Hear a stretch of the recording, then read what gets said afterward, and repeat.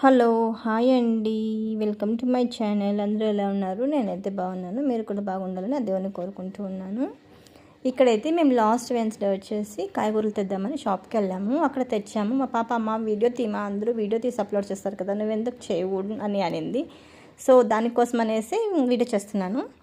ఇవైతే మాకు 1 వీక్ సరిపడా కాయగూరలు అనమాట.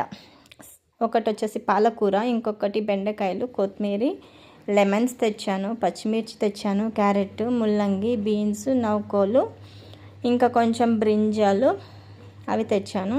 తర్వాత తినడానికి వాళ్ళకి సరిపడా 1 వీక్ స్కూల్ వెళ్తారు కదా, ఫ్రూట్స్ కూడా తెచ్చాను. ప్రమోగనెట్, ఆరెంజ్, ఇంకొకటి పప్పాయ, ఆలుగడ్డ కూడా తెచ్చుకున్నాను. అవన్నీ వచ్చేసి బాక్స్లో నీట్గా సర్దేసుకున్నాను అనమాట. సర్దేసుకున్నది లాస్ట్లో ఒక వీడియోను, ఒక క్లిప్ యాడ్ చేస్తాను చూడండి.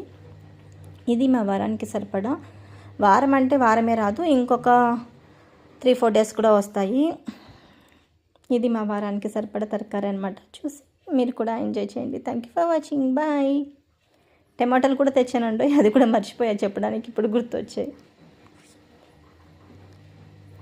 థ్యాంక్ యూ ఫర్ వాచింగ్ అండి, బాయ్. కుకుంబర్ కూడా తెచ్చాను.